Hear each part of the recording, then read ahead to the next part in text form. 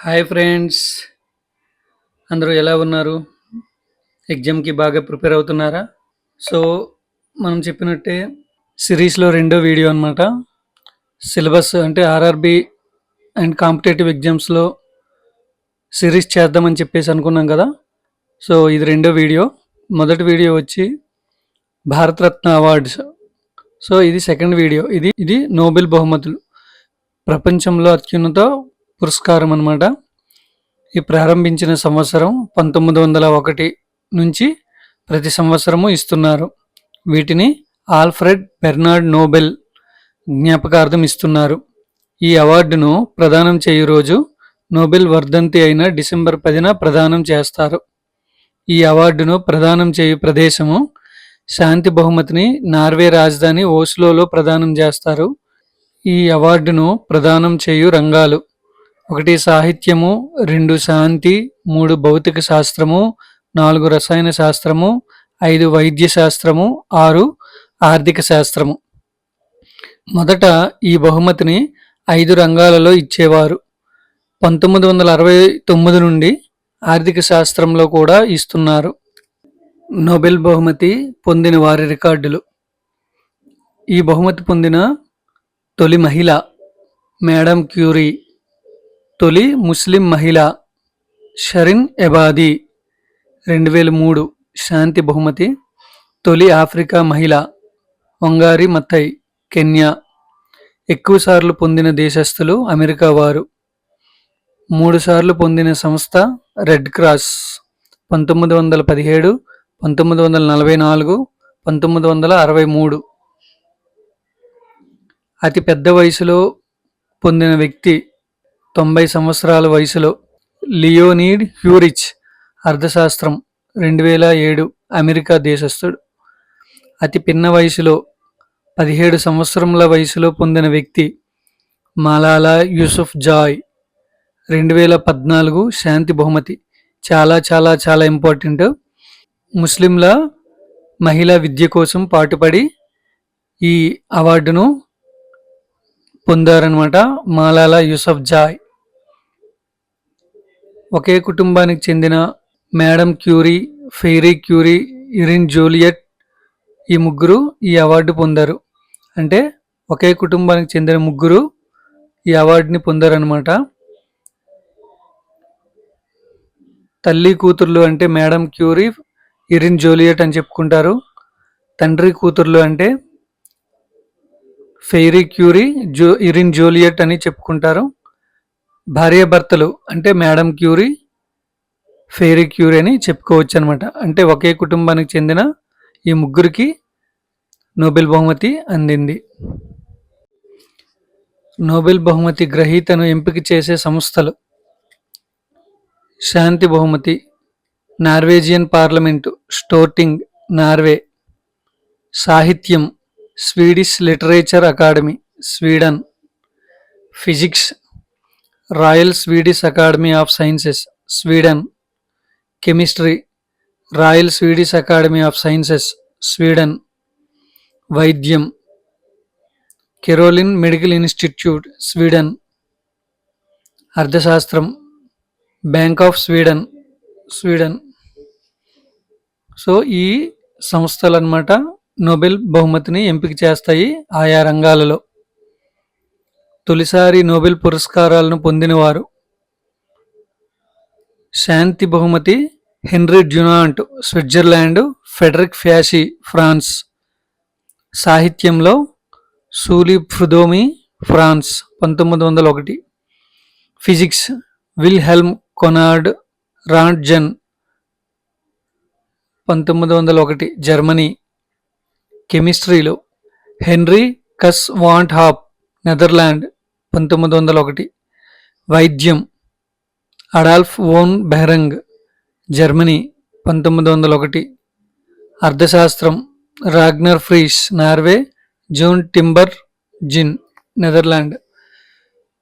స్థాపించిన ఈ అవార్డు స్థాపించిన సంవత్సరమే తొలిసారిగా ఈ రంగాల్లో తీసుకున్నవారన్నమాట వీరు.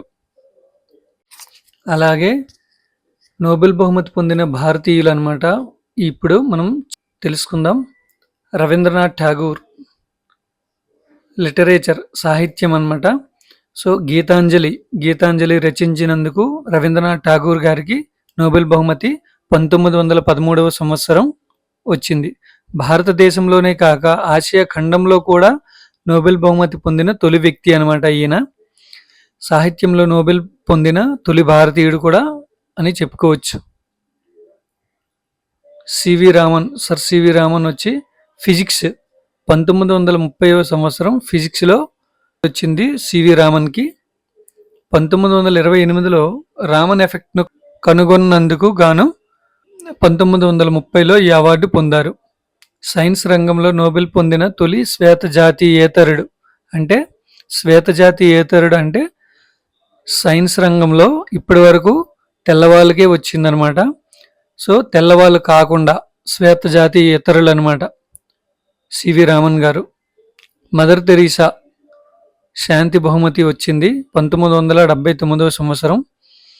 నిజానికి మదర్ తెరీసా భారత సంతతి కాదు, భారత గడ్డను తన సేవా కేంద్రంగా ఎంచుకున్న మానవాళి మాతృమూర్తి.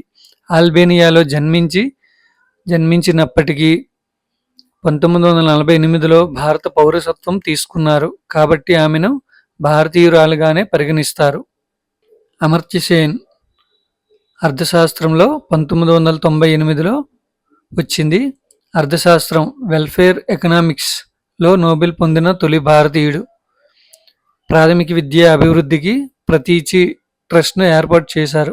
కైలాస్ సత్యార్థి మనకి రీసెంట్గా 2014లో శాంతి బహుమతి తీసుకున్నారు. కైలాస్ సత్యార్థి గారు నోబెల్ శాంతి బహుమతి పొందిన రెండవ భారతీయుడు. జన్మతః భారతీయుడికి నోబెల్ శాంతి బహుమతి రావడం ఇదే ప్రథమం అన్నమాట. భారతదేశంలో పుట్టిన వ్యక్తికి భారతదేశం తరపున రావడం ఇతనికే అన్నమాట, కైలాస్ సత్యార్థి గారు. భారత్లో జన్మించి అమెరికా పౌరసత్వం తీసుకున్న భారత సంతతి శాస్త్రవేత్తలు.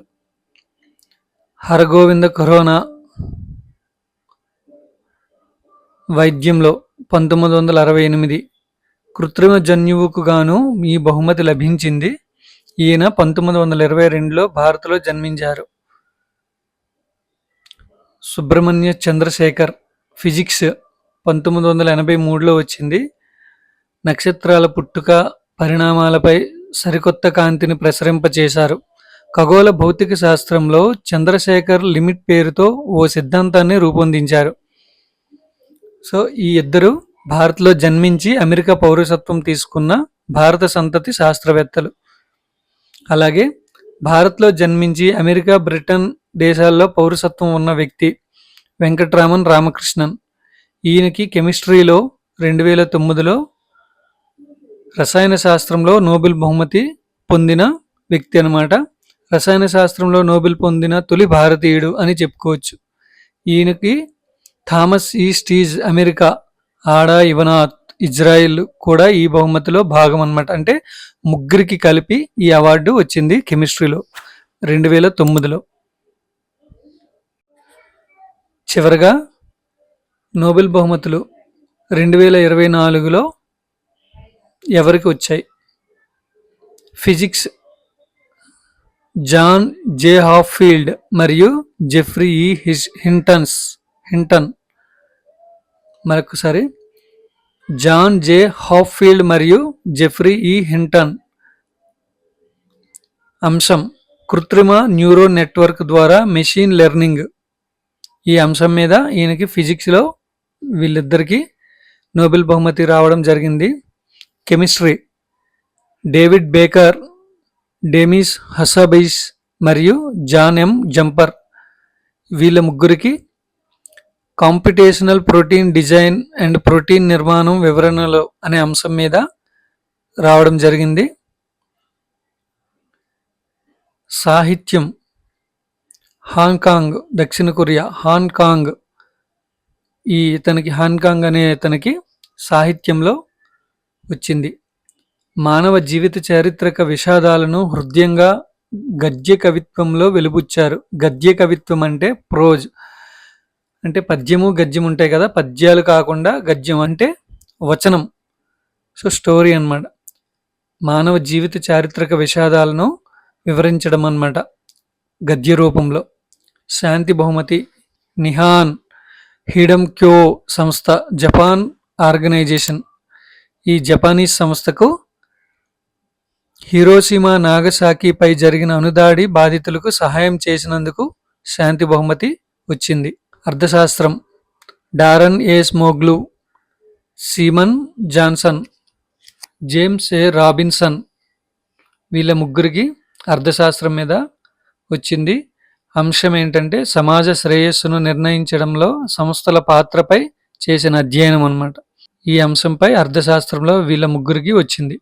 ఈ 2024లో నోబెల్ బహుమతి అందుకున్న వ్యక్తులు అనమాట, దేశాలు, సంస్థలు ఇవి. ఓకే గాయస్, నోబెల్ బహుమతి కోసం సక్సెస్ఫుల్గా వివరించడం జరిగింది. ఎవరికైనా ఎక్కడైనా డౌట్ ఉంటే ప్లీజ్ కామెంట్ చేస్తారని కోరుకుంటున్నాను. నచ్చితే లైక్ చేయండి, మీ ఫ్రెండ్స్కి, మీ తోటి కాంపిటీటర్స్కి షేర్ చేయండి. దిస్ ఈజ్ రిక్వెస్ట్ అనమాట. షేర్ చేయండి, లైక్ చేయండి, నచ్చితే కమెంట్ చేయండి. Thank you. మళ్ళీ ఇంకో చాప్టర్లో మళ్ళీ కలుద్దాం. Series 3. Thank you very much.